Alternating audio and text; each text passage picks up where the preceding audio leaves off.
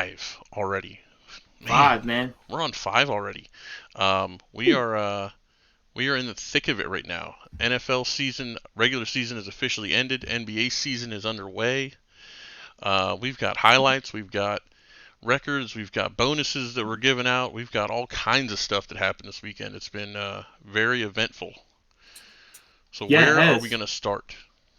Man, well, a quick rundown of what we have for today. I mean, we're going to hit up on your prediction here to start off, but we're also going to hit off on the playoff matchups. The wild card weekend is set. We have all the teams that are in. We have teams that are now out, and this thing is ready to roll for next weekend, man. So we're excited about that.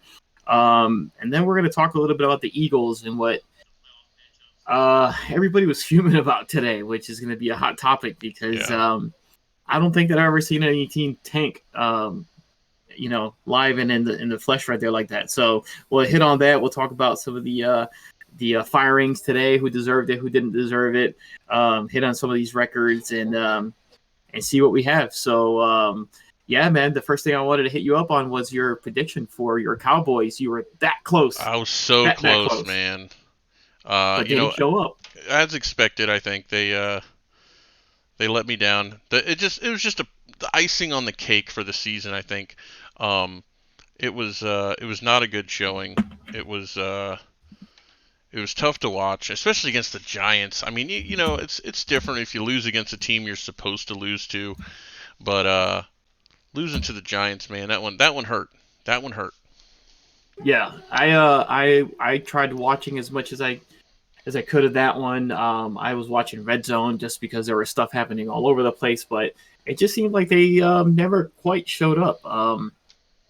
And it was funny because they kind of were sticking around in the game. I Yeah. feel like score wise, it seemed like they were in it, but then as you watch the game, like some boneheaded stuff was happening. It just wasn't. I'm not sure quite what happened there, but just could never kind of get it going. So so close, so close, but it wouldn't have mattered anyway because Washington took care of business on their end, and they are now Did they or did in the Philly do what playoffs. they needed to do? Oh, we're gonna hit up on that. We're gonna hit up on that. That was. I was still kind of like, what in the world happened there? But yeah, we'll roll through these matchups and kind of put our thoughts on it and see what we're thinking is going to happen, and we'll throw some predictions. It's really early on in the week, Yeah. so I don't know. Maybe we reserve the right to change our minds. Should we or No, should we not? no, no. The stage is Um, set. The stage is set. all right. So we'll lock them in Yeah. and see where we end up with this thing. So yeah, the number two Saints. Obviously, the teams that are going to have a bye are the Chiefs in the AFC and the Packers in the NFC. I don't know that anybody's really surprised about that. No. But then you got the Saints taking on the Bears, who backdoored their way into the playoffs with a Hmm. loss. Needed some help, got it, and now they're in. So what are your thoughts on this game? So New Orleans, Chicago. I mean, depending the health of the running backs, I honestly feel like even if all of their running backs were out, still New Orleans is still going to win this game. Um, I mean, you look at the quarterback matchup. Drew Brees is going to lead in every one of them. You look at the wide receivers. He's got superior receivers. He's got a better backfield. Um, I really don't think New Orleans defense is too worried. I think as long as they don't let their guard down and just play their game, New Orleans should easily win this game against Chicago. Yeah. But you know what? It's one of those deals where teams get in there and they're playing that house money, and before you know it, they're in a game. Yeah. So I wouldn't be surprised to see them hang out. The Bears hanging out for a little bit. Mitch Trubisky has played well. Not necessarily. I guess yesterday. I mean, I like I said, they lost, but they made their way in. So house money. I think they'll go in there. They'll play loose. Interested to see what's going to happen. Um, with Kamara and that deal with the whole COVID thing. I know we've seen from other guys and other teams kind of struggle a little bit to get over it. Hmm. That I've heard of, he doesn't have any symptoms or anything like that. I haven't seen that, but interested to see how that's going to affect him. But with that being said, I'll throw out my prediction right off the bat. I think the Saints take care of business. No problems there. I think they move on to the next round. Yeah, definitely. That was an easy one. Yeah. Staying in the NFC, we'll go to number 3 versus number 6, which is going to be the Seahawks versus the Rams. That game's going to be on Saturday. Interesting, I think, little matchup because the Seahawks kind of struggled a little bit yesterday. They didn't quite look great. And the Rams, obviously, they went out there with their backup quarterback, and he moved the ball around a little bit. He looked okay, and you know, they end up getting in there. So, what you got on that game?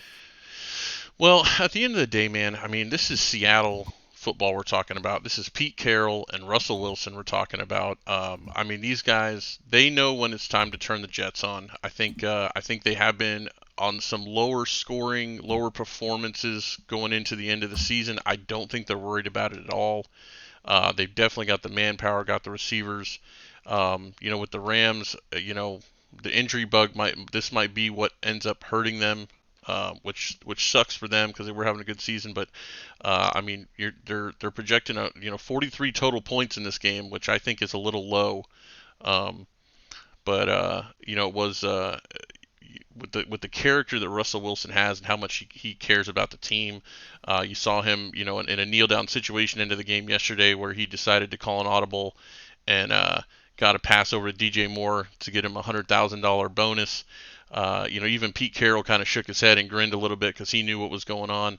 And, Russell Wilson even, they asked him at the end, he said, it was great to be able to provide, DJ Moore that opportunity to make the catch and provide a little bit more money for his family. And I think that goes a long way, man. I think it's hard to root against Seattle when you have a team like that and you have a quarterback like that. Yeah, it speaks to the character of Russell Wilson. I've always been a big fan of Russell Wilson and the way he plays. I've said it a million times. I think he's got the prettiest deep ball in the NFL. And to do something like that, I mean, again, just speaks to the person that he is. Just to know, be aware of what's happening around you, not only your situation, but the guys around you on your team. That's pretty cool, man. But I think that, I mean, it makes for an interesting game, I think, over here because, like I said, they didn't necessarily look good yesterday on offense, the Seahawks, and the Rams have a good defense. I mean, that offense sputtering a little bit with a very good defense. Aaron Donald, probably the defensive player of the year again. It's going to be interesting to see how that game kind of turns out. I think it has potential to stay close. Not sure what's going to happen with Jared Goff. He has a broken finger. I don't think he'll end up playing, but it's going to be an interesting one. Did you throw your prediction at me already on that one? It's going to be Seattle. I got Seattle winning that one, and like you said, I think with the Rams defense, like you said, with Aaron Donald and I think they're gonna zero in on DK and try and control him, and I think that's where Tyler Lockett and DJ Moore, those guys are gonna really step up. Tyler Lockett might have a big game. He might have a really big game against the Rams. Yeah, I wish I could make it a little bit more interesting, but I'm going to go with the Seahawks too. Like I said, I'm a big fan of Russell Wilson. I think that he takes care of business when the lights shine brightest. That's when he plays his best ball, and I think he's going to find a way to get that offense, back on track. And I think that they'll be just fine and take care of business and move on there. I'm going to skip the last one of these just because it's a little interesting. To me, what's happening with Washington, even though they are 7-9. But we'll touch on the AFC, and the AFC is going to be the Bills against the Colts. Another kind of, I think, good matchup for the weekend, just because I think the Colts they have potential. They run the ball well. Phillip Rivers, that's your wild card for the Colts. Does he show up? Does he not show up? Which one of those guys are you going to get? Yeah. And then the Bills. Man, they're humming. I mean, they went out there and they put a whooping on Miami. And Miami, I like to say they didn't show up, which, partially they didn't. But I think a lot of that has to do with that Bills team, especially on offense, man. Allen is just playing out of his mind. Diggs had a great year. I'm going to just throw it out there. Obviously, I'm going to go with the Bills on that one. I think they win. Might be close in the beginning, but I think they closed it out pretty easily towards the back end. Yeah, I've got the Bills on this one too. They've got 52 total points projected on this with a 7 point spread. And yeah, I think the Bills have no reason to lose this game. Like I said, I think if they just play their game, they don't need to do anything fancy. They just need to do what they've been doing. And Josh Allen, I think has stepped up now, and everyone knows that he is the leader of the team, and he is. I mean, his numbers are showing. His numbers prove it. I mean, there's no stopping this guy right now when he's moving. Philip Rivers, I think is I think he's you hate to see it, but the road is going to end pretty soon for him, and I think this might be his last chance to shine, but I don't think they're going to be able to pull this one out. Yeah, I tweeted that out yesterday. I thought there was a couple of guys that I thought that had potential of being their last game. If they would have lost yesterday, I thought for sure it would have been his last game. But being in the playoffs, who knows? Maybe he makes a return for next season. So I think we both so far. I mean, we're right in line, man. I think Yeah, we have yeah, everybody quite the same. This next matchup, though, it's going to be a little bit interesting, and we'll see what your thoughts are on here. But Steelers Browns, a rematch of this past weekend, but obviously the Steelers had their B team out there, and even with their B team, the game was still pretty close, and they had a chance to win it. yeah, The Browns playing at home. I mean, they had to. I mean, get it, yeah. to get into this playoffs. I mean. The Steelers made him work for it, even with that B team on there. So you expect to see Roethlisberger coming back and all those guys. I think this makes for an interesting matchup, just because they're division, opponents. They know each other. They played each other already twice, and now they're playing again. Just 1 week removed. So I'm kind of torn on this one, truth be told, just because I think that Baker has a chance to really do something here if he wants to make a name for himself and get himself a fifth-year option, because that thing is dangling out there. So what do you think? Who are you going with? I've got Pittsburgh in this game, and I think one of the reasons is Cleveland lost Olivier Vernon yesterday with a torn Achilles. So they lost a key spot there on the defensive line, and Big Ben for some reason just seems to play different ball in the playoffs, and I think that his veteran mentality and his wisdom in the playoffs is going to allow his team to stay calm. And I think honestly that's really what's going to separate him and Baker.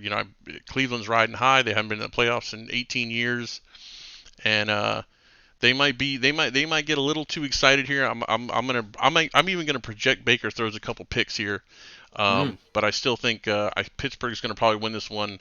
I'm gonna probably say by a touchdown. okay, all right. What's the line on this one? I'm curious to see It's what. the line's it's 46.5 points with a 5 point spread, so Hmm, in okay. favor of I Pittsburgh. mean, it's I mean, I think I tend to lean more towards the Steelers and the Browns just because they've been there, done that. But I think I know that there was some expectation on the Browns coming into the season, but they did have OBJ. Now they don't have him. So the way they got into the playoffs, are they playing with house money? Are they Yeah. feeling that way? You know what I mean? So is there a shot for them to go out there, play loose, go on the road, and say, you know what, we have nothing to lose. Well, and can We the go running out back here. show up? That's a big one too. Yeah, yeah. But I'm gonna go Steelers on this one. I just think that Ben is gonna get out there, do his thing. I know that offense hasn't looked great recently. Didn't look great yesterday. But again, had some backups in there. Yeah. But friend or future friend of the show, Juju, I think is gonna make some plays, get in the end zone. And I think the Steelers are gonna handle their business. This one here, I think, is where we're probably going to defer a little bit. Titans Ravens. This makes for a really good matchup. I think Yeah. has potential. I think to be the game of the weekend.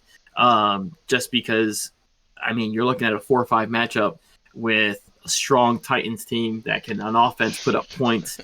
What are they going to do with Lamar and running around like he's in the Yeah. backyard? It's going to be fun to watch that one.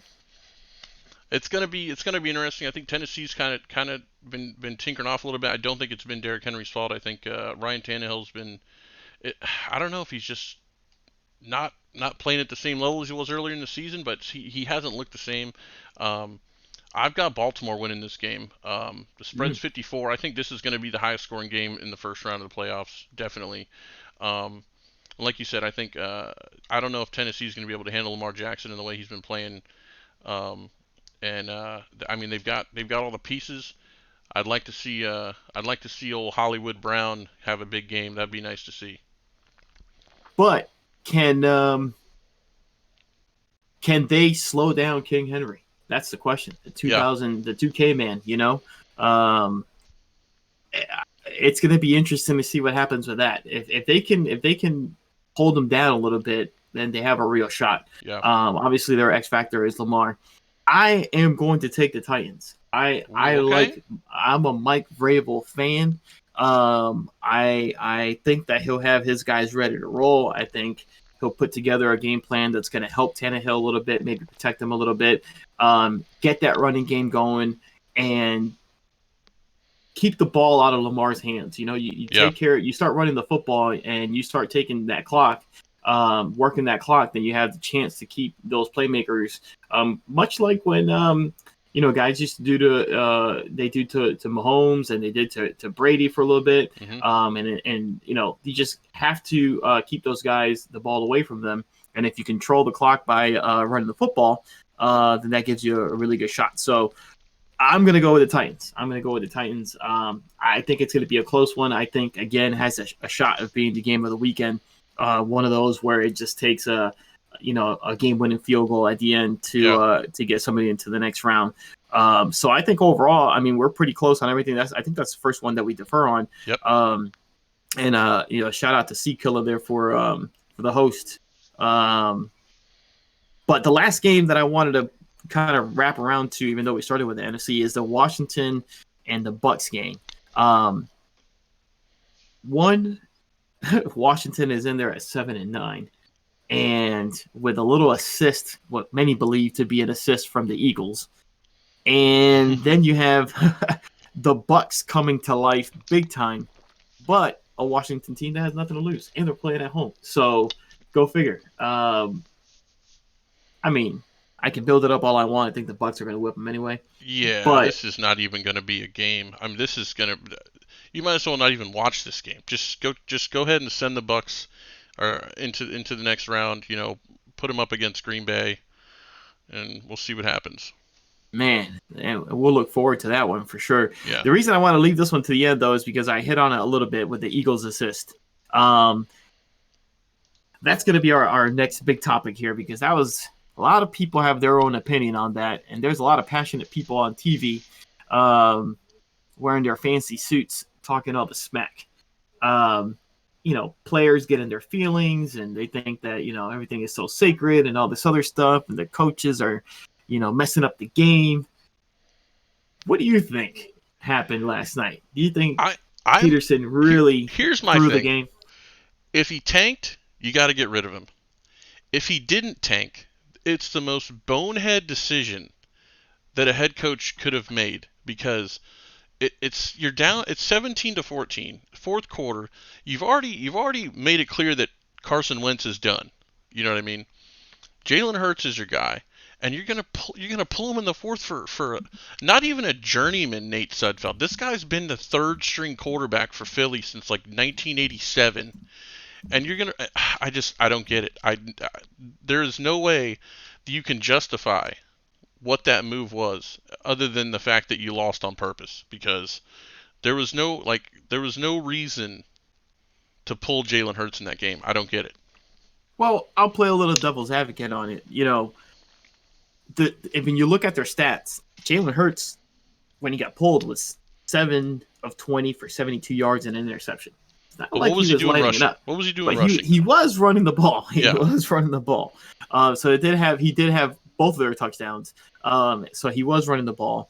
They weren't getting blown out by any means. So,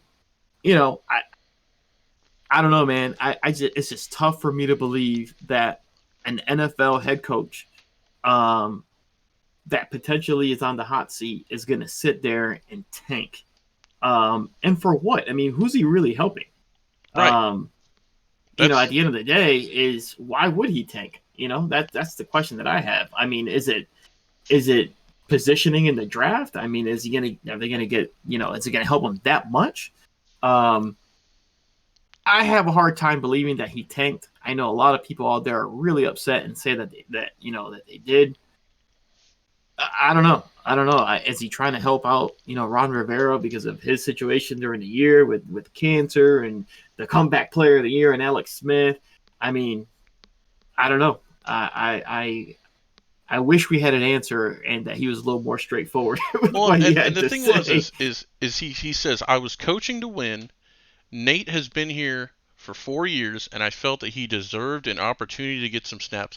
This isn't Pop Warner football, okay? We're getting this is blown out at some point during the year It's not like where it was. Nate could have had all the time that he Yeah. wanted. It's not like it was 42-6 in the fourth quarter, and you're Yeah, like, okay, yeah, put him in, game's over. Like this is yeah. he doesn't. What did he mean? What did he do to deserve some snaps? I want to know what he did. Did he wash everyone's jersey after the last game? Get the phone ring at some point and say, "Hey, coach, Nate's dad's on the phone. He wants to talk to you. Yeah, Put my he's boy in, Dad. yelling Put him my from the boy in." stands. This is ridiculous. Get out of here. Doug Come Peterson is on. an idiot. I'm sorry. Yeah, and I think you know what I think that's coming to light here. They won that Super Bowl. They had their offensive coordinator goes to the Colts, and they just haven't looked quite the same. No. And you know what's going to end up happening, right? Carson Wentz is going to end up going to the Colts, and he's going to look like Carson Wentz again. Yeah. And people are going to be really ticked off at the Eagles, and they're going to realize why he sucked.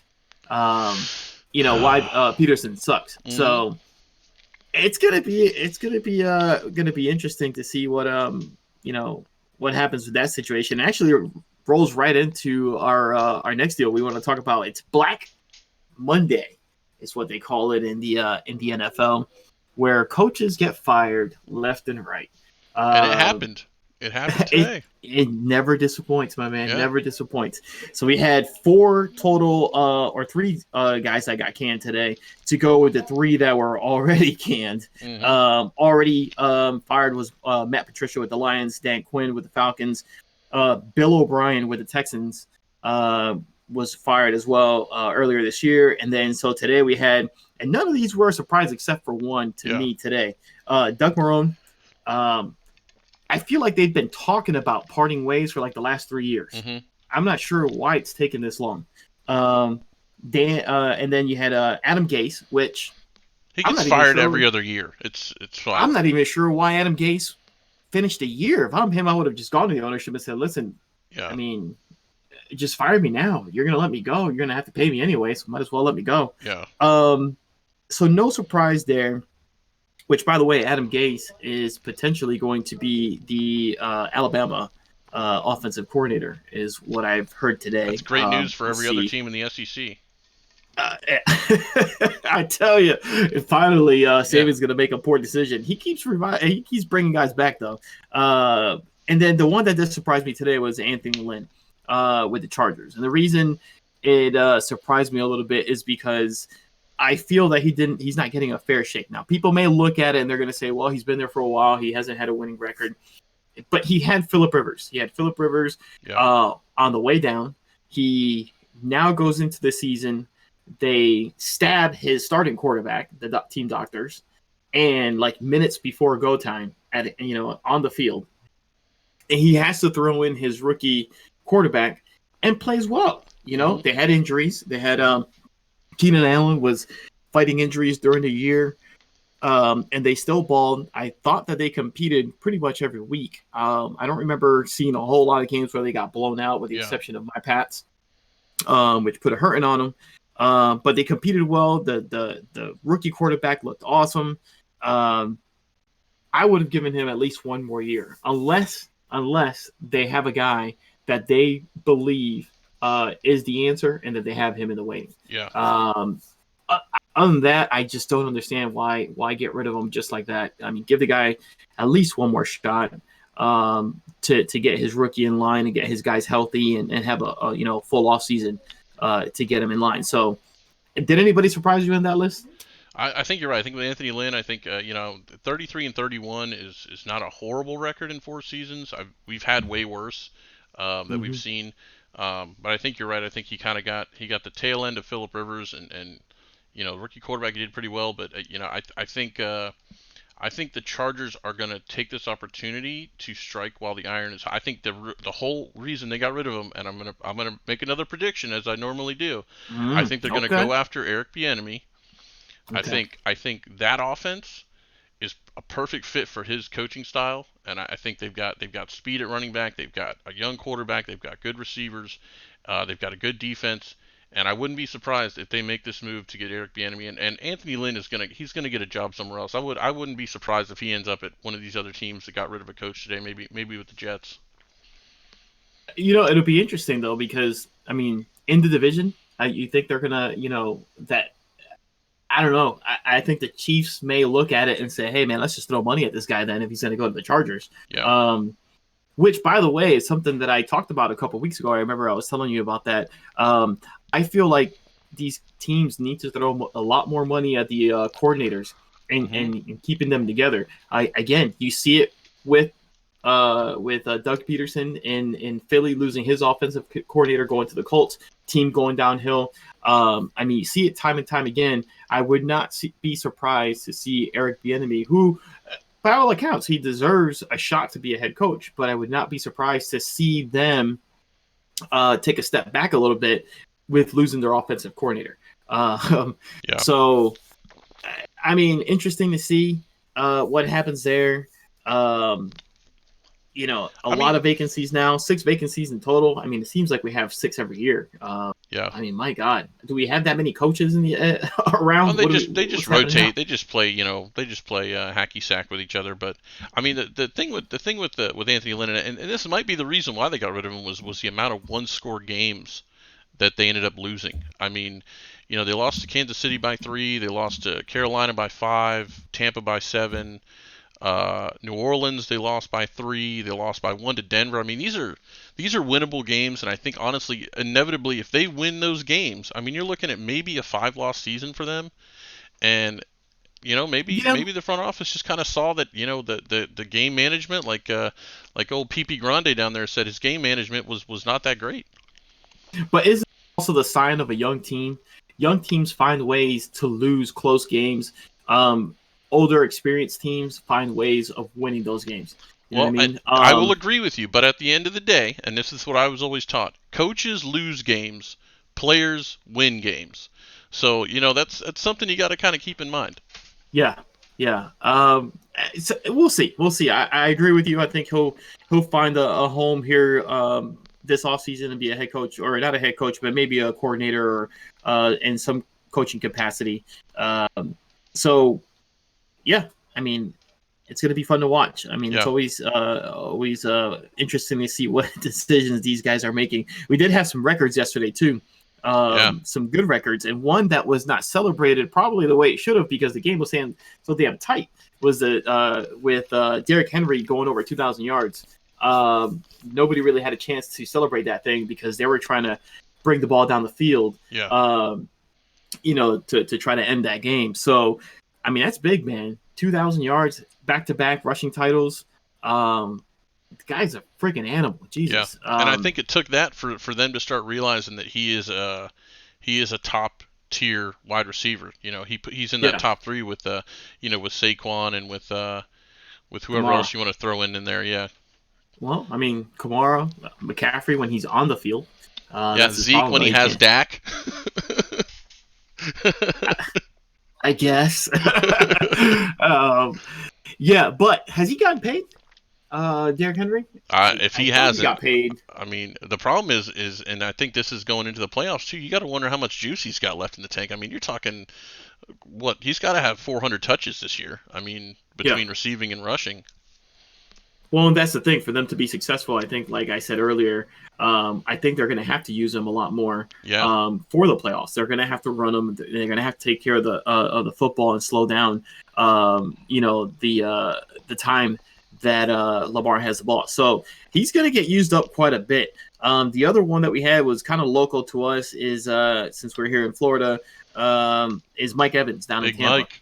He 7 straight seasons, first player ever to start with 7 straight 1,000-yard seasons. receiving yards. And got hurt. Yeah, I mean that was like, and he's lucky too. From my understanding, he's just kind of hyperextended that knee, but Yeah. it looks like no type of inflammation or any structural damage. So they hope to have him back next week. But man, that's pretty cool. I mean, when I saw that come through, at first I was like, all right, not bad. And then the more I thought about it, I was like, that's pretty damn impressive considering the fact that the guys that he's had thrown the football to him. I mean, that tells you everything you need to know about Mike Evans and the type of player that he could be. Definitely, and like I said, it's not touchdowns we're talking about; it's yardage, and yeah, thank God that Jameis Winston wasn't afraid to throw the ball because Mike was there to kind of go up and get it, and I think those numbers showed. I think he's a valuable asset to the NFL, and I think you got to start at some point putting him in that conversation of one of the top tier wide receivers in the game. Yeah. I mean, finally he gets a quarterback and can throw him the football. So his problem has been staying on the field as well, which actually kind of makes it that much more impressive because he has been somewhat injury prone. So for him to have this these numbers is pretty good. It looks like it says took the streak from Moss, and Bill says. So Moss had did he have the streak on there? I know that Moss lost another one to Justin Jefferson in Minnesota. I don't remember right off the top of my head, but I don't know if it was touchdowns or if it was receptions. But that kid's awesome over there. He's doing his thing in Minnesota, but I think before it's all said and done, if he goes the way that he's going, he'll end up breaking a bunch of Moss's records over there. I do have another record for you, by the way. Okay. And you want to talk about flying under the radar?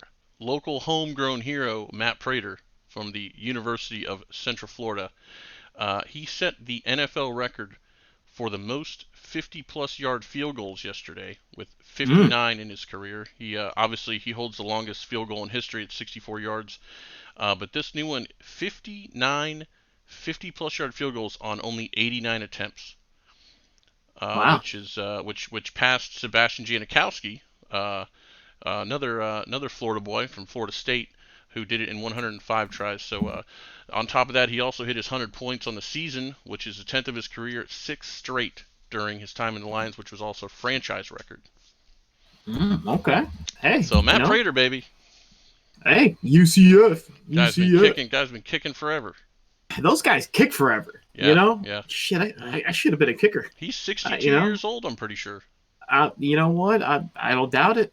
What was Anderson, Morgan Anderson, that played for what? He was like 70. Yeah. Yeah, I think he's still kicking somewhere. Yeah. I think he's in Canada right now or something. We had some fun kind of little nuggets that happened too with a couple guys getting a little bit of bonus money. So that was fun to watch some of those guys getting their bonus money. I think we hit on one of them earlier when we were talking about Russell Wilson DJ Moore, throwing the ball to DJ Moore and getting him a couple extra bucks. But then also Emmanuel Sanders. That was a big one. He knew it right away. As soon as his butt hit the ground, he had his hands up in the air, and he was thanking Breeze for that. I mean, he needed 8 receptions. I had him on the tail end of my fantasy season on my team, and not very often did he get 8 receptions. No. I think it was very intentional that they were trying to get him his money. Oh, yeah. Drew was trying to get him paid. Yeah, and it's pretty cool by these quarterbacks to do that. When you think about it, go out there. I mean, these guys go out there and play for them. So to throw them the ball, try to find them and get them their money, I think it's pretty neat. Yeah, Antonio Brown as well. Yeah, Antonio Brown. 3 shovel passes is what I heard that got him over the top. Better to play. Brady likes to play it safe. Yeah. Here, listen, just take it. just go. That was a forward pass, I'm pretty sure. Yeah, but I mean, he had 45 receptions? Which, when you look at it, I mean, he played half the season. He was suspended. I think he came in like week 11 or something. Week 10, week 11 when he finally started. So, and 45 catches. I think he had probably, I would say, about 40 more catches than any Patriot wide receiver. Mm-hmm. Playing half a season. So yeah, I mean that was pretty cool to watch. So definitely, I mean, some guys getting some money. Did I miss any of the other records? I think that was it. I think. Okay. All right. Yeah. I mean, it was a fun. I thought it was a fun a fun weekend of football. I had the Red Zone channel on. I mean, it was all over the place. They were updating all kinds of stuff. You know, watching the Colt fans out there in the concourse trying to watch the game because the head coach asked for the scoreboard to be off. He didn't want anybody to know the score, player wise. So it was fun to watch that. Just overall, I thought. I mean, it was good. A good way to finish off the. I see when you live with the QB, it'll get you. Yeah, definitely. I will say there was a team record that was set. That's funny. And I'm surprised that you didn't hear about this. Was Cam Newton set the record for the longest run by a Patriot quarterback, franchise history at 49 yards, and he also broke the record with that run of Steve Grogan's mark, 539 yards. So he's the franchise record holder now. The absolute only positive thing that Cam Newton I was did gonna all say, year long. Shake my head on that one. All year long. He had an interview this morning on WEEI in Boston. He does one every Monday during the season, and he went out there and he was talking about how he struggled because the Brady system is just so difficult to learn. And that's why he struggled all year long. I found it to be the stupidest thing that anybody has ever said. If anybody ever believes that Cam Newton was running Tom Brady's system in New England this season, you're just an idiot. Yeah. I mean, they ran the most dumbed down offense that you can run, and he struggled. Yeah. You can't throw a ball 4 yards down the field. I mean, That's a problem, So it'll be interesting to see where he lands next year. He says he wants to be a starter next year and that he feels confident in his ability to be a starter in the NFL. Yeah. Well, keep living that dream, my friend. I just don't see it happening for him next year. So, yeah, man, my team is not looking great. So at least it's over for you. You know what? I kind of want to say it's a little refreshing to to have a little bit of a rebuild, but no, not so much. I needed the 20 years of playoffs. I could have used 21. That's for sure. I'm not used to ending the season and not planning for a playoff party, for the Pats. So you could start for Anthony Lynn. Yeah, probably they can find a home together. Hey, update on the Magic, man. They're about to put away the Cavaliers, 100 to 80. They're up 20. So hopefully they get back on winning ways. They dropped 2 in a row after starting off 4-0, franchise best 4-0. Now they went to 4-2. So hopefully they can pick up this one. It's like 2 and some change left, so I expect for them to put these guys away. Yeah, I've got the Dallas and Houston game up right now. Dallas is up 61-48 going into halftime. So nice. Staying with basketball, did you see Steph Curry yesterday? 62 points, man. I mean, He was just closing his eyes and chucking balls up in the air, and they were dropping in. I mean, it was unbelievable. I mean, and he's going to have to do that for that team to get anywhere because I just don't think they have enough. They did have Draymond playing again yesterday, but still, I mean, he was just all over the place doing all kinds of Steph Curry type deals. And it was, I watched a portion of that game and it was awesome to watch. So yeah, I mean, it'll be interesting to follow that team along and see if they make any moves without Klay Thompson this year.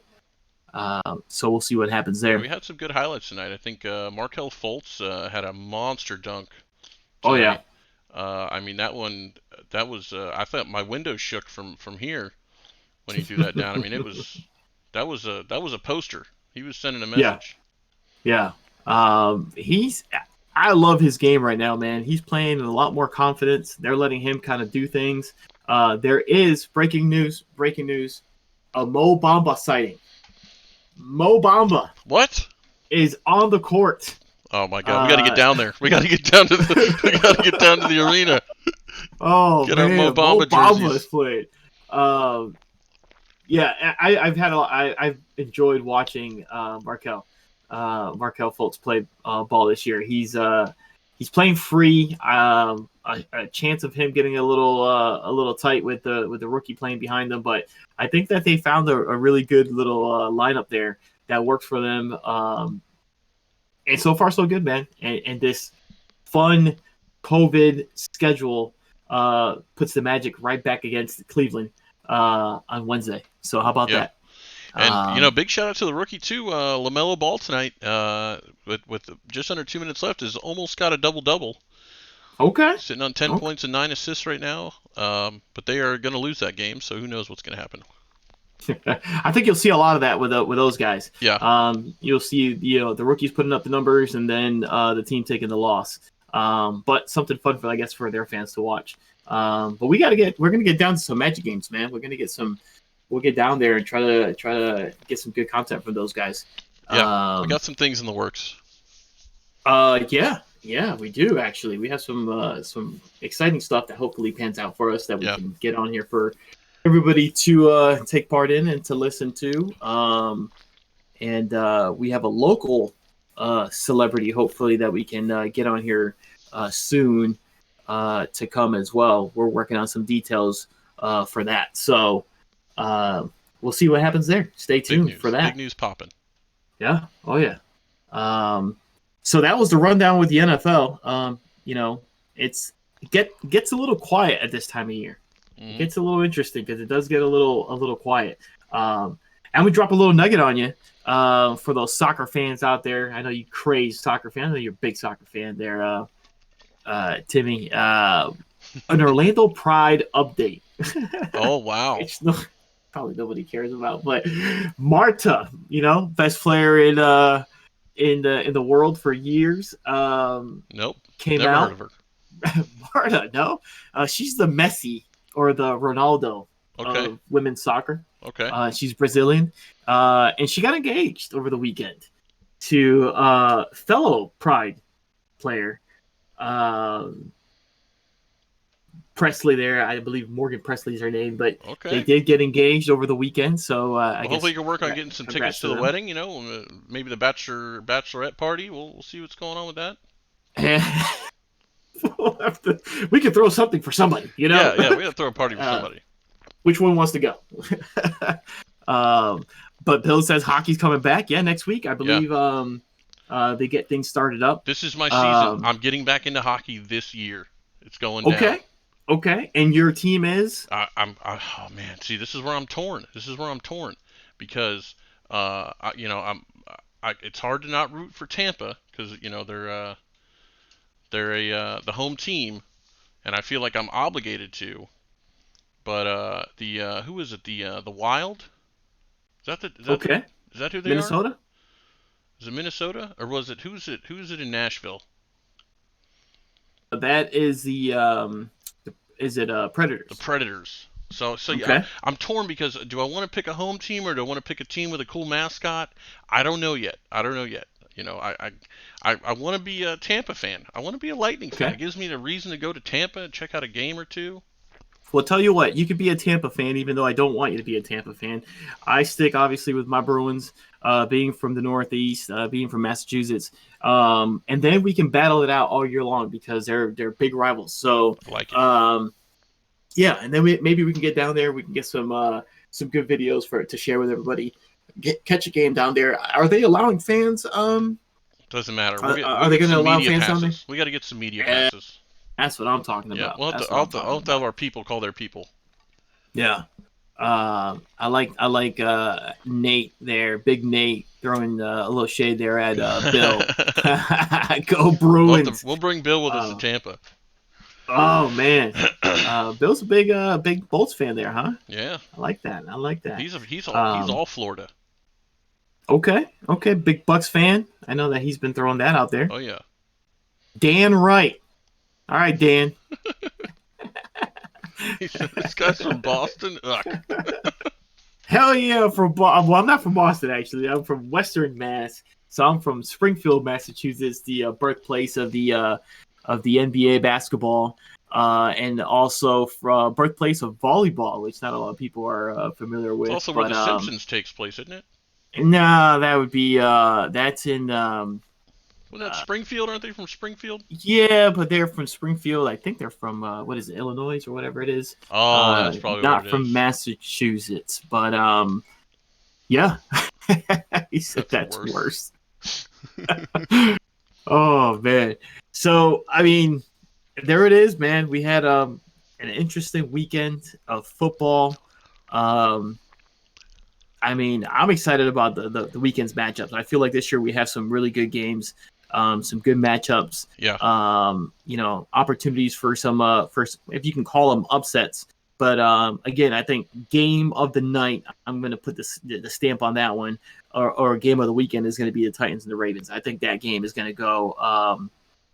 I think that game's going to go pretty damn close and exciting. I So think you're not going to see. Washington and Tampa. No, according to our guys out here on the chat, man, they say that's a bye week. I think. I agree. I agree. All right, let's do this. Over under. Brady throws 5 touchdowns. Under. Under. Under. Only because they're going to get ahead so much they're going to start running the ball. Okay. Did Rojo get over 1,000? I think he was only like 20 yards away yesterday. That's a Bill question. He probably knows. Yeah, Bill. Did he get over? Let me see. Ronald Jones. See. 2020, 978 yards. 978. Yep. Okay. I wonder how much money he lost on that. Yeah, I know that they were trying to make a point of that yesterday. They were trying to run him up a little bit, but I guess just not quite close enough. Oh well. Okay. Well, they had so you think too, so. You think less than 5 for Brady? Yeah, okay. Yeah. Who else we got? Let's see. We can do a little over under on some of these here. Go some Derrick Henry. Over under. Bucks put up 40, over 40 or less than 40 on Washington. Ooh, you know what? I'm gonna give Washington's defense some credit here. I think it's gonna be under 40, but it's not gonna be by much. Maybe like 38, something like that. Okay. You know what was a little interesting nugget on that one is Chase Young on the way off the field yesterday was yelling, "I want Tom. I want you, Tom. I'm coming for you, Tom." Hey. That has never, ever worked. That's like calling out Michael Jordan or Larry Bird. You just don't do it. You don't do it. Oh yeah. He's gonna wink at him in the middle of the game. Oh yeah. You know what? And Brady's kind of an ass for that too. Yeah. He'll do that. Yeah. You know, I remember when they played Pittsburgh one year. And one of their safeties, his name escapes me, came out and he's like, basically, he's garbage. We're going to take care of business, blah, blah, blah. And Brady went down there. I mean, every single touchdown pass that he had in that game, he was just all over that guy. Yeah. All over that guy. And then he would go and get in his face and let him know, you talk crap. Yeah. This is what you get. Mm-hmm. I mean, yeah, it's going to be... Didn't you see him shut out Sudfeld? Respect. Oh, man. All right, so you're going under on the 40 with the Bucks. Yeah, okay. I'm going to go under 40. All right. Derrick Henry, over or under 2 get out of the club stiff arms?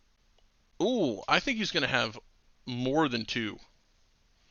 Okay. More than 2. I think, yeah. Yeah, and I want to see both of them. And then the next one after that. He's going to run some people over for sure. Yeah. And you know what? Baltimore has always been talkers. Yeah. So I would not be surprised to see him load up on some people and take some people out. All right. What else do we have? What else you got? Let's see here. We got Buffalo. Okay. How many? Buffalo. We're gonna go. We're gonna go. I want to go rushing yards. Over under. 50 rushing yards for Josh Allen. Over under 50 rushing yards. I'm gonna go over. I'm gonna go Ooh, over. okay. He's impressive, man. He runs well. I mean, God, it sucks because he's in the AFC East. Yeah. I think he's going to have over 50, definitely. Yeah. I mean, He might have over 50 on one play. Can we undo the Diggs trade and give him back to Minnesota? Can we figure that out? Because I mean, it's killing me, man. Jesus. Yeah, and with Cole Beasley hurt too. Bills Mafia, bro. They get to go into the game. Yeah. Over under 100 tables broken pregame. Ooh. Bills Mafia. I'm gonna go I don't know under. if we could track that, but Go under. Yeah, I don't know. We have to get an insider. Those guys are crazy out there, man. All right, who else we got out here? Anybody out there in the chat want to throw anyone at us? And over under on any of these games? Under 70 receiving yards for Juju against Cleveland. Ooh. He's been quiet. You know, when it comes to yardage. I'm gonna go over. I like that. And Mr. Grande, 20 years is not enough. Another 20 would be great. You know what? The Patriots being in there every year is what offset, because even though I am from Massachusetts, I am not really a Celtics fan. I think I told you this in the past. I am a Magic fan. So being a Patriots fan and having them in the playoffs every year kind of offsets the fact that the Magic tend to suck. Even though they've been a little better here in recent years. So at least that's the way I like to look at it. But now I don't know who the hell is going to step up, because I know my teams are looking good. With the exception, Bill, of the Boston Bruins. I believe that they have a team to compete in the NHL. So let's see what happens there. And Nate says Gronk scoring 5 TDs. Over under. As much as I would love to see that, because I love Gronk, I'm going to go under. I'm going to go under, but I think he's definitely going to get one. Okay. We got to see that Gronk spike. Here's the deal. I think you'll have a similar situation that you've had the past couple of weeks, where almost everybody on the team is going to catch a touchdown. Mm-hmm. How about that? And this is This is Tom Brady and Gronk in the playoffs. I mean, this is what they do. You know, yeah. I mean, people can't forget that. Like, these guys have been there before. Yeah. Gronk will go catchless for the whole, I don't know, for whatever, half the game, more than half the game. Then all of a sudden they'll throw a ball at him, a fade or something in the red zone. And he'll catch one touchdown, have, one catch, for whatever yards and a touchdown. I mean, he'll take care of business on that front. I think he's good for one for sure. Yeah. So interesting, couple little interesting nuggets there. Yeah, we'll see how they turn out. I think the veteran, this is the time of year where everybody gets excited with the playoffs, and I think you really see how the having that veteran quarterback and that leadership, being there before, with Green Bay, with New Orleans, Seattle, Tampa, and you come over onto the other side. I mean, really, when it comes to experience in the playoffs, I mean, you've got Mahomes, he hasn't been around long, but he's been there. But I mean, Josh Allen, very young guy. Baker Mayfield, young guy. The only guy in the playoffs over there in the AFC got really any experience in the playoffs really is Big Ben and Phillip Rivers. Yeah, and Philippe, we've already touched on him. I mean, they're going to lose in the first round. So yeah, and it's 50-50 with him. Who shows up? Which Phillip Rivers shows up? The one that's going to throw you 5 picks, or the one that's going to? I mean, he may throw 5 touchdowns, but he'll definitely throw you 5 picks. Yeah. I mean, he's a lot like Brett Favre was. Brett Favre will throw you. You knew going into the game that Brett Favre was going to throw you at least 2 or 3 picks. It's just up to you to catch the damn ball. Yeah. And I think Phillip Rivers does the same thing. I think when Romo was around, he tailored his game to Brett Favre. He's been on record saying it, and I think it's the same way. Being a Dallas fan, I watched him, and it was one of the, you knew it was going to happen, and that's why he was fortunate enough to have Dez for so long, and then it's he's always had that X factor. I think both of those guys always have. I think Brady's always had Gronk there to, when he needed something big, it was there. And I think that you're gonna see some. I think you're gonna see some fireworks when it comes to some guys really stepping up, and I'm excited about it. I'm more excited about the second round. And hoping our matchups turn out the way they do because potentially this could come down to a Kansas City Tampa Bay Super Bowl, and Yeah. we could potentially be seeing the goat passing the torch to I mean, that'd be Mahomes. pretty cool just because, I mean, it would be the first time, I believe, in history that the host city will have their home team. Yeah, Because remember, the Super Bowl this year is in Tampa. So, I mean, that's a very real possibility of that happening. But I'll take you back to that Washington game real quick. How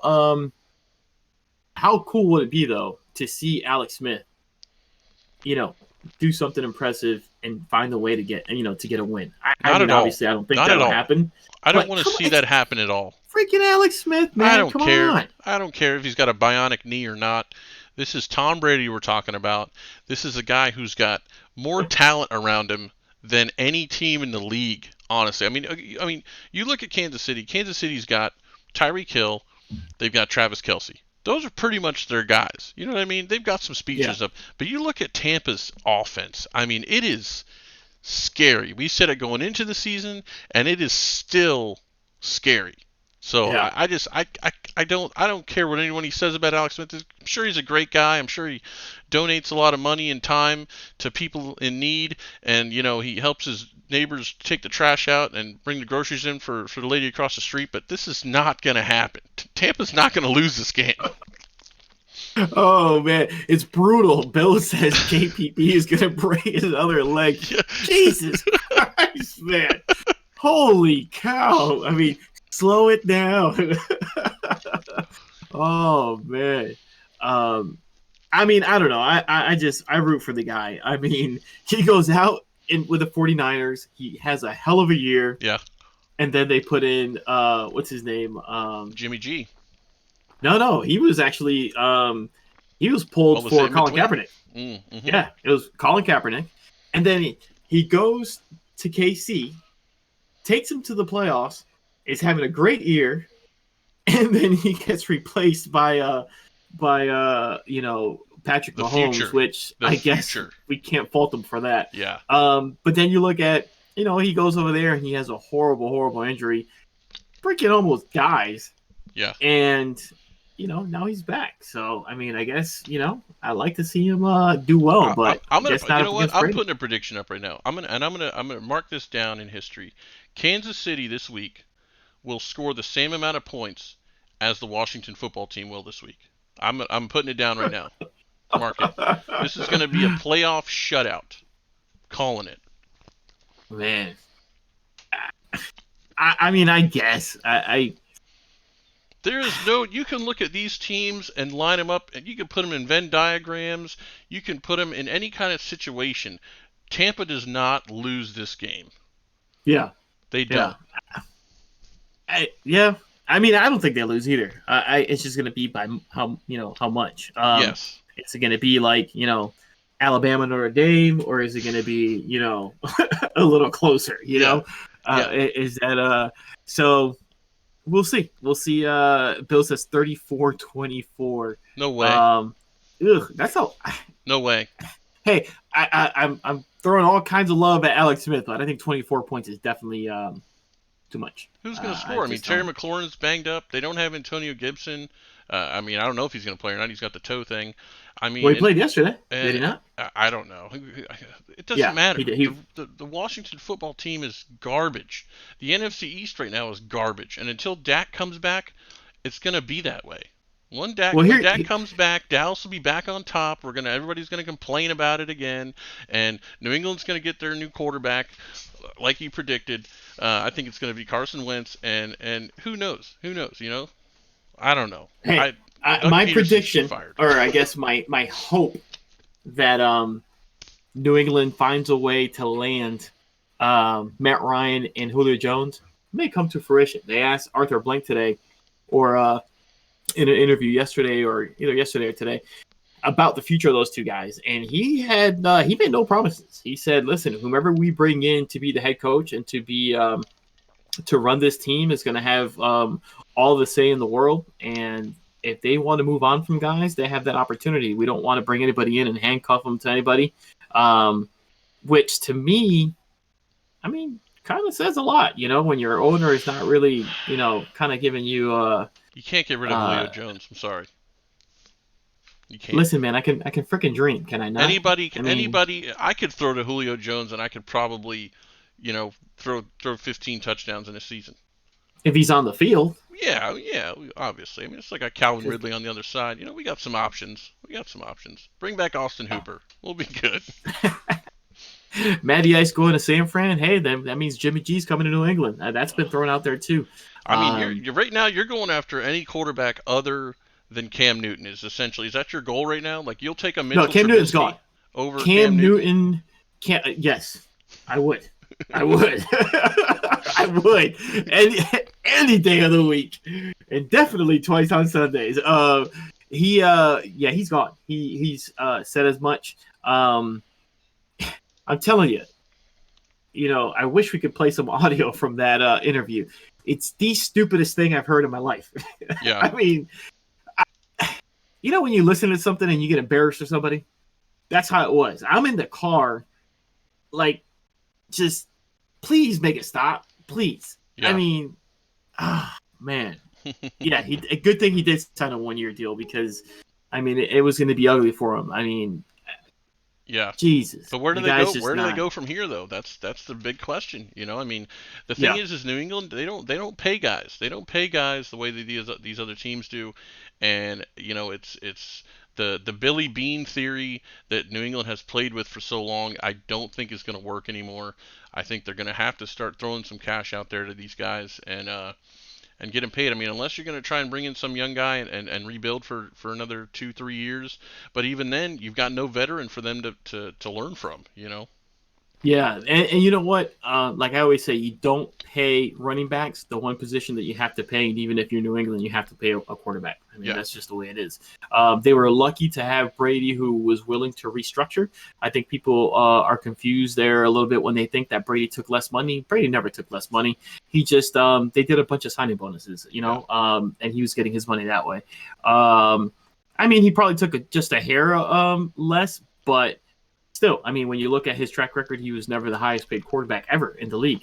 So he did, I guess, in that sense, take less. But I think you're going to have to go out there. You're going to have to pay a guy. You know what I mean? If you really want to get somebody, you need to, It's going to be interesting. Say, love to hear this guy think Brady not a one of a kind. Any QB month. Yeah, it's over. I don't know. Brady, listen, ask Bruce Arians what he thinks of Tom Brady with some truth serum, and he'll tell you.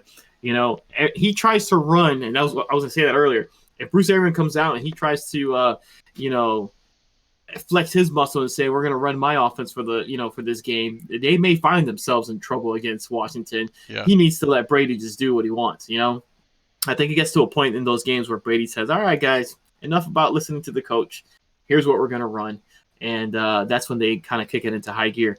But yeah, Grande, I agree with you, man. Their roster does suck.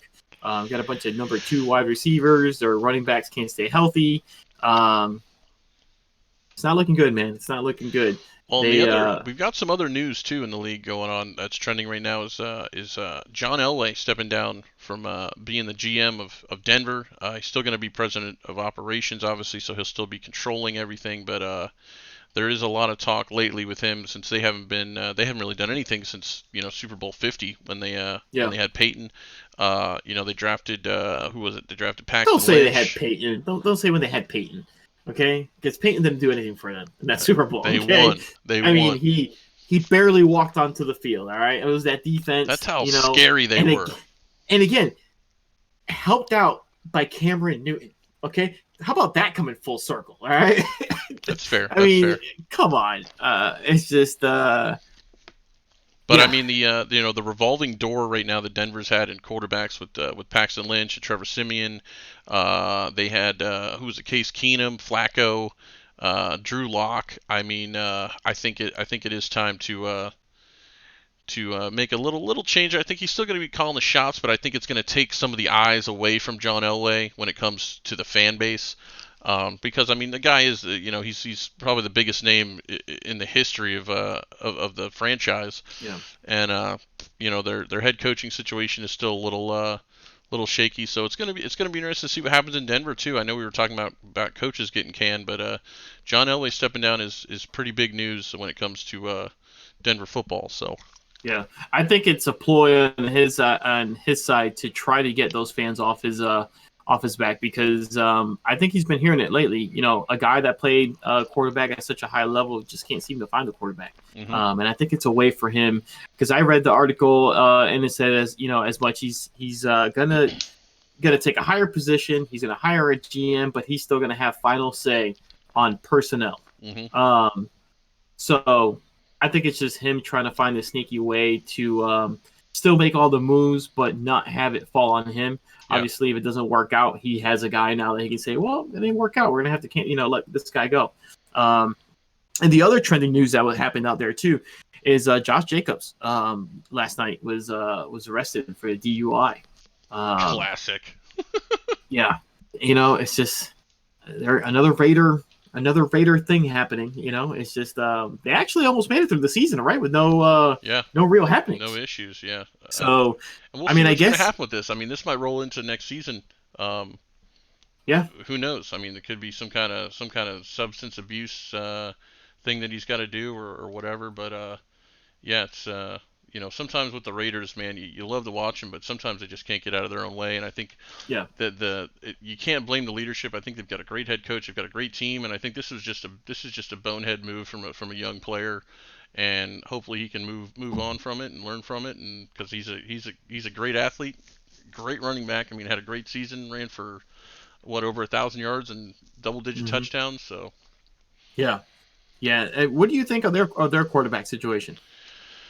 Oh man, it's weird because the Raiders are they're definitely a running team. They like to run the ball, and I feel like the quarterback situation is allowed to be downplayed just for that reason.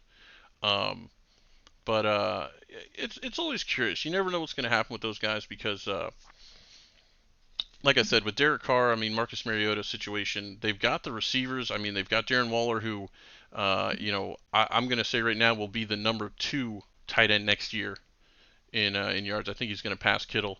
They've got Henry Ruggs. They've got Zay Jones, Nelson Aguilar. I mean Hunter Renfrow, who's a good little slot guy, and they've got Jason Witten. And as much as you want to say how little Jason Witten plays, him being able to be there and see things.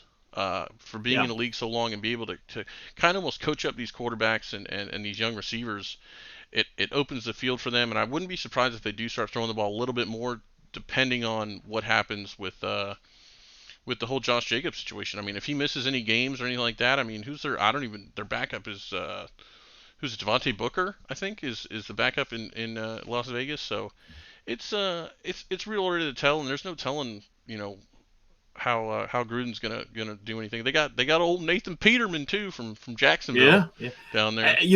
I'm interested to see what happens with him because with Derek Carr, because I mean he threw 4,100 yards, 27 touchdowns, 9 picks. So not less than 10 interceptions, and I mean, but it wasn't a lot on the touchdown side. But remember, before he broke his leg, he was having an MVP season and he was playing lights out. I'm not quite sure what the deal is with him and not being able to come back to that level, but I'll tell you what, if they want to send him to New England, I'll take him. I guess I'll take anybody right now. Yeah, take anybody. Yeah. We'll take him. Send him over here. Nathan Peter. Yeah, we'll take him too. Take Peterman. Might as well. You need to go. I tell you, you guys need to go over to Baltimore and go after Nate McSorley. I'm telling you, man, that guy, he's got some kind of weird following on TikTok I've been noticing, but I got to start doing some research on this Nate McSorley guy because he's got quite the fan base, an underground fan base that we don't know about. Huh.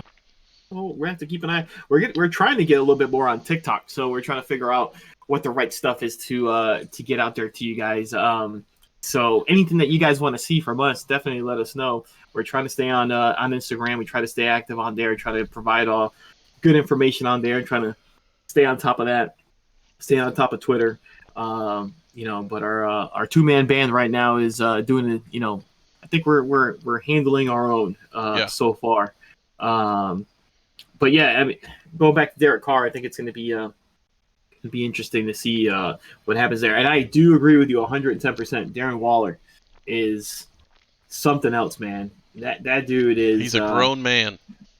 Yeah, he had a touchdown yesterday, did he not? I mean, he went out there and just plays lights out. Yeah, and he's been consistent. Ended the season with.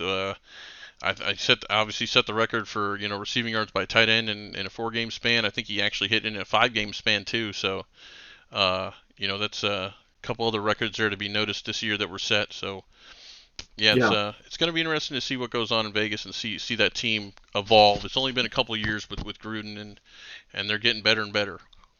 Yeah. We'll see what happens there. They're in a tough division, man. I mean, 8-8. I guess they can. I don't know if they're happy with that or not, but obviously not with not making the playoffs. But I mean, they started off really well and then they just kind of tailed off. But Waller, 107, 11, almost 1,200 yards, 9 touchdowns. I mean, that's a big boy right there. 6'6", 255. Wow. I mean, he's that's awesome. A monster. And 6th-round pick, man, which is what's great about the NFL, that you don't have to worry about picking in the first, couple of picks to get your guy. You can get out there and pick a guy up. I know very early on, we had a conversation about that. We went through some of the rounds and some of the guys that were picked in some of these drafts, and you can find some gems a little bit later on. So we'll see who does that this next year. Well, we've got the NFL draft is officially set now, I believe, too, isn't it? The draft picks. Yeah, the order is it is set. Yeah. You're right about that. Obviously, it's going to be the Jags at number 1 with Goldilocks. Yeah. And then the interesting one is going to be number 2. What happens there? Do they go Justin Fields or do they trade the Darnold? Pick? Yeah. Yeah. I mean, what do you do? What do you do if you're the Jets right now? No quarter. You got no head coach. First off. Yeah. So I think they're gonna the head coach. I think whoever they bring in is gonna make the decision. Do I want to keep Sam Darnold or do I want to be a fresh head coach with a fresh quarterback talent, who is definitely a different style of play from Sam Darnold? Yeah. I think that decision will be made if they bring a college coach in. You know what I mean? Yeah. If they go to the college ranks like they've mentioned, with Urban Meyer or Day from Ohio State, if they bring any of those guys in, then I think they'll go with the Justin Fields or they'll go, one of those guys. Yeah. If they bring an NFL coach, or a guy that's already in the NFL, I think they may run with him. I think the interesting pick is going to be number 4 with Atlanta. I think if Justin Fields is there at 4, I would not be surprised to see him go to Atlanta. Atlanta's this is their first top 5 pick since 2008 when they took Matt Ryan. And they've obviously I think Matt Ryan is definitely a Hall of Fame caliber quarterback. So their 3 picks that they've had in the top 5 in their history: Claude Humphrey, Hall of Famer; Deion Sanders, Hall of Famer; Matt Ryan. We'll see. But I wouldn't be surprised if it's time for Atlanta to kind of start leaning towards making a change and maybe sit Justin Fields for a year to play behind Matt Ryan and develop a little bit. But that 4 pick I think is going to be really interesting. Well, let me ask you this. What about Miami and with Tua? And did he show you enough where if a guy like Justin Fields is there at number 3, do you pull off a Arizona Cardinals after picking a Josh Rosen in the first round with your first pick, and then the very next draft you turn around and you pick up Kyler Murray? Do you think that Justin Fields is good enough, or is he better than Tua with a higher upside And do you go that route and then try to dangle Tua out there and see what you can get for Well, and the thing with Miami is you got to remember they went 10-6, so they've got the him? 3 pick from Houston. And I think I think Brian Flores is I think he's stuck on Tua. I think I think they use this pick to get some protection for him. I wouldn't be surprised to see an offensive lineman go here at 3, um, to help him out and justify not taking Fields if he's there. Um, Yeah. I think that'd be the smart move for them. I think Tua is a good quarterback. Uh, I think this year was kind of weird. I think Flores kind of showed his younger coaching mentality when it came to this with the decision making of playing flip flop all the time with him and Fitzpatrick. But Kind of had a Tampa Bay Rays type of yeah, coaching style there, where it's like, we're gonna do the unconventional thing, yeah, and we're just gonna, we'll run the hot hand, and I mean, I don't know if that'll work going forward, but yeah, I mean, he had a run with him yesterday, and it did not look good. I mean, he was chucking balls left and right, and getting picked off left and right. yeah. But we'll I mean, see. it I was mean, it's different. It's gonna be interesting. I think the Bengals got, as much as I hate to say it was good that Joe Burrow got hurt. I think for them it definitely was good because now with the 5 pick, they've got options here where they could trade that down, or they could build some protection around Joe Burrow and give him a little bit more time, um, and then maybe second or third round reach out for another receiver to Mhm. help him out a little bit. Yeah, yeah, they're gonna need some help there. AJ Green is not. How old is AJ Green? Is he like 50? He I mean, I plays like feel he's like 50. I he's mean, he picks and chooses when he wants to come in and out. He's like, I don't know. golly. You know, It's like he's he's got gonna end up. tenure. He's gonna. He's gonna end up in New England, and it's That's where they all go. golly. Yep. Yeah, but it worked when you had Brady. Dallas It takes doesn't the work now. troublemakers. You guys take the old and busted. Ugh, I tell you, it worked when you had Brady, but now with no Brady, it's just gonna blow up in their face. So, yeah, Yeah, it's a lot of these other pickups are going to be toss ups. I think Philly should trade their 6 pick for a head coach. Um, that's just my opinion. Uh, Dallas got the 10 pick, and New England ended up at 15. So yeah. it's gonna be fun. It's gonna be a fun first round. The NFL draft is always awesome to watch, at least the first 2 or 3 rounds. Um, and Well, I'm this here is to tell something you to right look forward now, to. Bill Belichick is going to trade out of the 15th pick, and land somewhere either in the high 20s or out of the first round altogether. The man refuses to pick in the first round, Yeah, and I am just fine with that, because for as great a coach as Bill Belichick has been, he has not done well in the draft. He's struggled through it. When you look back at the recent history, N'Keal Harry as a wide receiver, they picked him up. I believe they picked him up right in front of Lamar Jackson. If I'll have to look back, but I do believe it was the same draft, and Lamar went right after him.